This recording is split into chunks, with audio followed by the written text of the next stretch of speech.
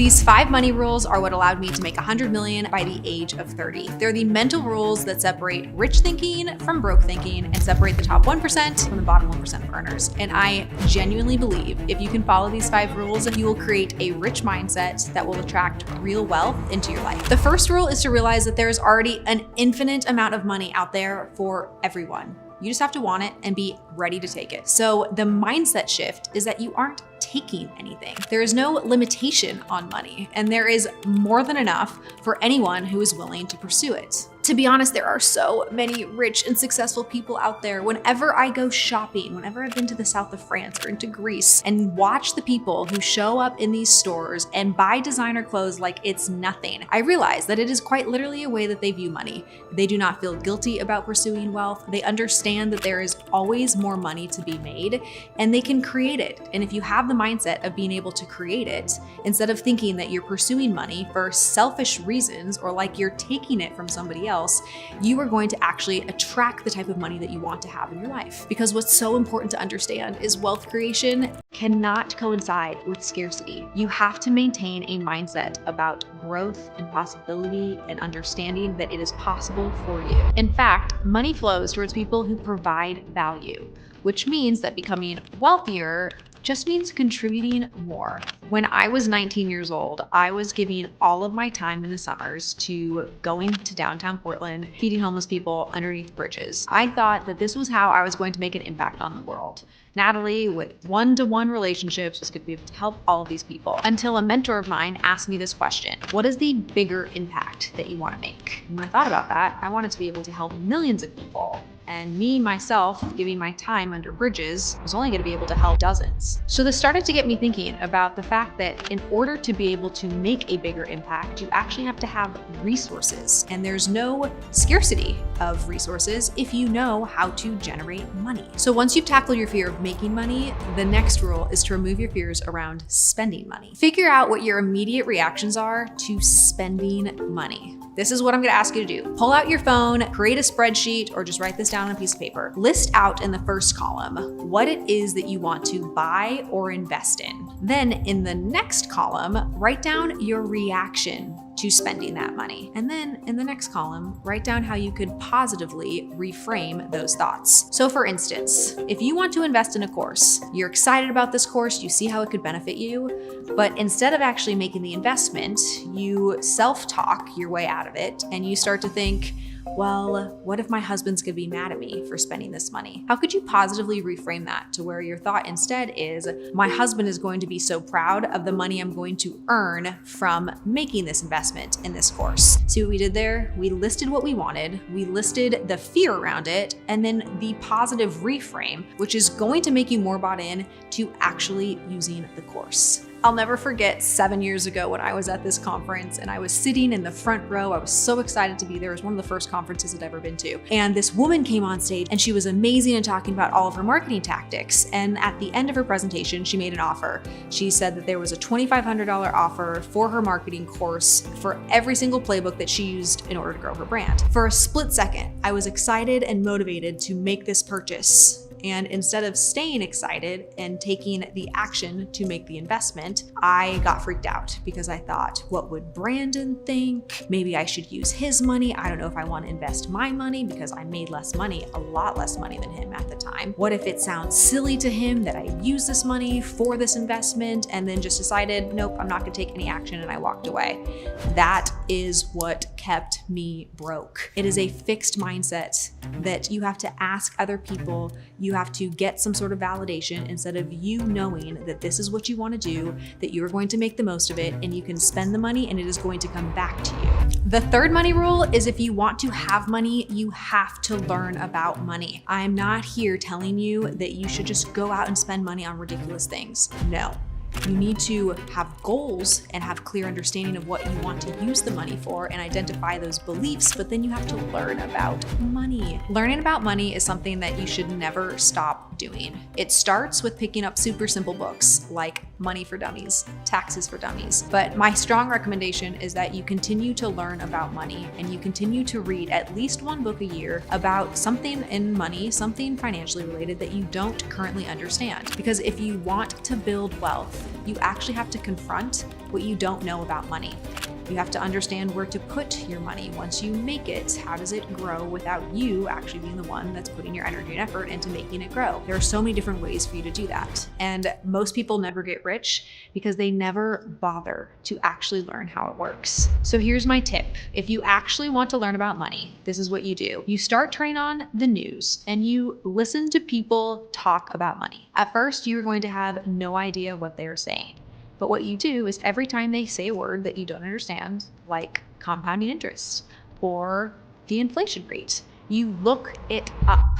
And so you start to learn the language of money because you're making it a habit to actually fill in your knowledge gaps as soon as you notice them. The fourth rule of money is to invest, not save. So many people have this backwards, this broke money mindset of not buying Starbucks, penny pinching, cutting coupons, and restricting your spending will not make you a millionaire. Just think about this. If you were to look at a financial statement in a business and you wanted the business to make $1 million, you wouldn't go to the expense line and just start cutting all of the expenses. Why?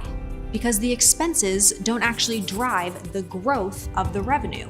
What moves the growth is actually selling something. It is in the creation of products and services that then somebody sells in order to generate revenue. Creating $1 million business has nothing to do with cutting your expenses. So if you take that and think about this in your own life and in your own income, you spending less money isn't going to make you a millionaire any faster. It's actually a waste of time. And instead of you penny pinching and thinking about all the ways that you can save money, if you spent the majority of your time, think with 90% of your time, only focused on how do I make more money? When you wake up in the morning, you ask yourself, how am I making more money today? If you don't have an answer to that, you should not spend the 90% of your day just going about the motions. You should figure out what do you have to do in order to make more money. And for most people, this is learning a new skill that has something to do with marketing and sales, because similar to a business, the revenue line, you have to market something and then sell it in order to increase revenue. Inside your own skill set, inside your own income statement, what do you have to add to yourself that is creating production so that you can grow your income and not just focus on your expenses? We spend way too much time focusing on expenses and not enough time actually focused on the growth. I used to only buy things on sale. When I would go into a store, I would beeline to the very back of the store where the sales section was. And I would just pick through any of the things that were on sale, and I would buy multiple things because it made me feel good that I was able to buy multiple things. But then I realized one day that I didn't actually buy anything I wanted. I just bought it because it was on sale. And this broke mindset was such an epiphany to me because I didn't even realize that I didn't buy things that I wanted. It was more so like I was just checking something off the list and feeling good that I was able to buy a lot of things. And so now I only buy things that I like. And if it happens to be more expensive than the things that are on sale, I'm okay with that. But I don't have this thought process that I have to constrict and I have to save, and I can only use the coupons and the gift cards and the sale item things. The fifth money rule and the most important money rule is to know how much money you actually want. But it first starts with actually picking the dollar amount. So this is what I would recommend you do. Similar to step 2, I want you to pull out a piece of paper or open up your phone, create a spreadsheet, and I want you to write down all of the financial targets that you have. Now, financial targets do sound like a net worth target, how much cash you have in your bank account, but it also sounds like the amount of money you want to pay for a house, the amount of money you want to pay for your cars, the amount of money you want to spend on glam every month, or at Sephora every month, or your clothes budget. Can you imagine a world where you actually have a shoe budget or a purse budget? This is what I want you to write down in the first column. Then I want you to write down how much these things actually cost. And then I want you to write down how much money you would need to make per month in order for you to afford this lifestyle. This is a very simple equation because what you can look at then is how much money do you want to be making? Okay, great. How much money are you actually making? Pull up your bank account. I know it's not fun. I know it's not sexy. I know it's not interesting. And sometimes it's actually a little hard to do. But pull it up so that you actually understand how much money you take home every single month compared to how much money you want to make.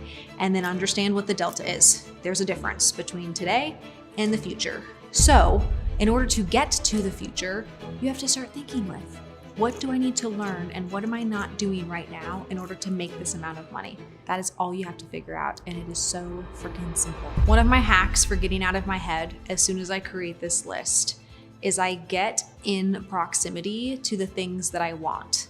This has been so successful for me. When I wanted to be able to have a pair of Louboutin shoes before I could afford them, I went into the Christian Louboutin store. I actually walked in the store and I tried on the shoes and I was like, oh, I like these. Oh, I don't like these. Oh, this is what I would want my closet to be filled with one day. And I got in proximity to the thing.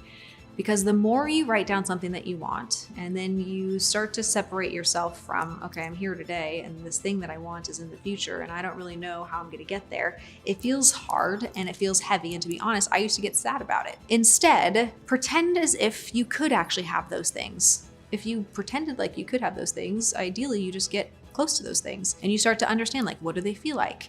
If you want to buy a new car, instead of just dreaming about this car that you've never seen outside of maybe an Instagram ad or some sort of promotion, go test drive the freaking car. Get close to it, because the closer that you get to it, it becomes real to you. And that is this whole broke versus rich money mindset.